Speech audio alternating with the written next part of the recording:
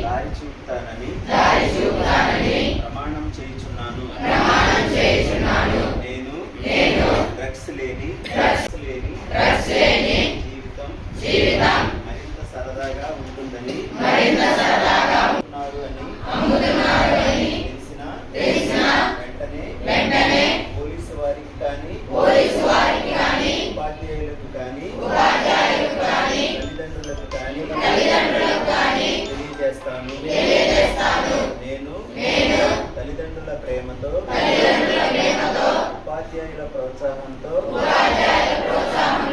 పెట్టుకున్న లక్ష్యాలను సాధించడానికి సంఘంలో ఉన్నత స్థాయికి చేరడానికి శతవిధాల ప్రయత్నిస్తూ డ్రగ్స్ అనే మహమ్మారిని పారద్రోలుతాను. నేను నా తోటి వారందరితో కలిసి